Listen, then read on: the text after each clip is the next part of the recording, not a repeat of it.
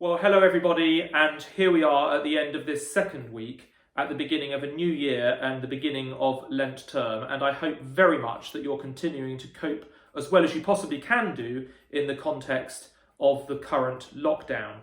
I'm extremely grateful to all those of you who gave us feedback on the remote learning provision, and it's very, very clear, both from listening to the pupils through our pupil voice and pupil parliament, and also listening to you through the survey that you kindly filled out, that you are very happy with the remote learning service that we're able to give you. And I was delighted to read some of the lovely comments of support and thanks. And it's very, very kind of you to take the time to write in that way. So my thanks.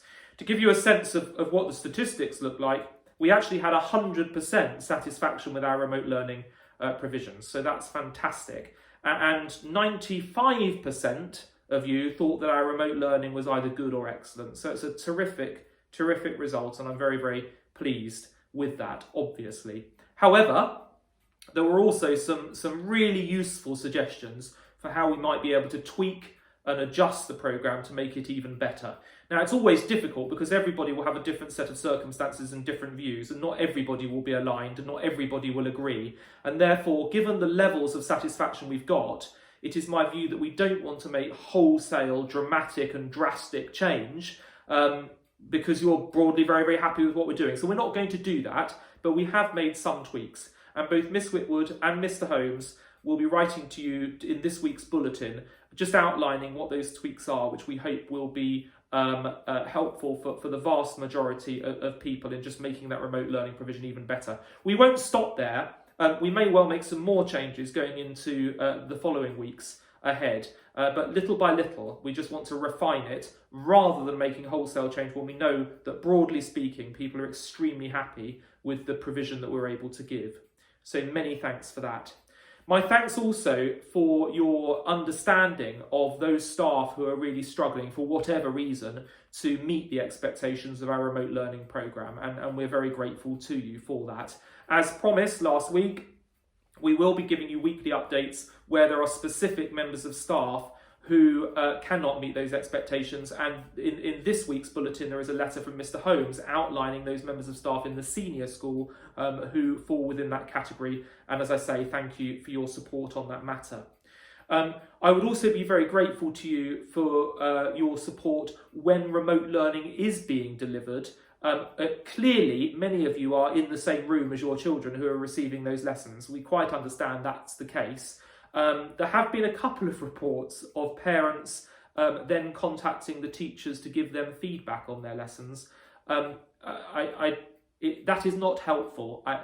I'm sure it's meant with good intentions, but it's not helpful. The teachers are very exposed and very vulnerable running these interactive lessons, especially with parents listening in. So whilst we understand and appreciate you're in the same room, and we understand and appreciate that you may well have some views on the teaching, if you could refrain from contacting the teachers directly, I would be very grateful. Having said that, of course, if there's a problem, then please refer to our complaints policy or the communications pyramid as to who you should communicate with to take that concern forward. But direct feedback to the teachers is causing us a few concerns in certain areas. So thank you for your understanding with that one. We had two really good sessions this week with Year 11 and Year 13, who of course have a doubly difficult situation at the moment because of the evolving complexity of their public exams. And I was very, very grateful to the students and parents who turned up to those, and I very much hope that they were helpful. They're fantastic year groups who are on track to get some brilliant grades in the summer, and we fully intend for that to be realised. And on that subject, I'm delighted to be able to tell you that the university offers to our Year 13 cohort are just absolutely fantastic this year. So we're not done yet, but already 84% of the year group have offers from Russell Group universities, the top 20 universities in the country. Such an endorsement of the year group and of the school as a whole. So really fantastic. And as you will recall, a quarter of the entire year group applied for Oxford and Cambridge, and we're awaiting those results over the next few days. So I'll keep you posted as how we get on with that. Virtual Forder launched this week across the junior and senior school and went very, very well indeed. So do encourage your children not just to be engaging in their online lessons, but also all of the other activities that we offer through the Forward programme and in other areas too. It's really important that they have a balance to their education. It's very, very important in a time like this that they maintain that balance for their own well-being and health of mind. Parent reporting groups. There was a very successful meeting of the junior school reporting group last week, and Mr. Holmes has written to you on this week's bulletin to the senior school parents, inviting volunteers to come forward and form part of his working group. If you remember, communications remains one of our development plan priorities. We've made huge strides with it. We know from the feedback we've received from you, but this little corner of it, reporting on pupil progress, is an area that we want to get even better at. So do sign up to that working group if it's an area of particular interest.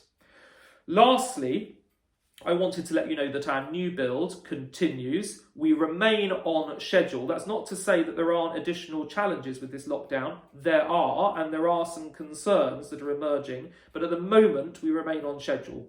And it's not long to go. Don't forget, the handover happens in March, so we really are in the final stretch now. We should be getting some showroom classrooms through in February, so we really look forward to that. And in case you missed it in my end of term letter, we are now going to progress with the plaza. So that's the demolition of the physics and music blocks across the summer and the landscaping of that plaza in the middle of the school. So come September, we should be going into a transformed school site. So very, very exciting time for all of us, not least because we very much hope and expect that in September we'll be beyond the pandemic and looking back on it. Saying good riddance to the pandemic and looking forward to a brand new year with these wonderful new facilities. Have a really good weekend, everybody. I look forward to updating you next week.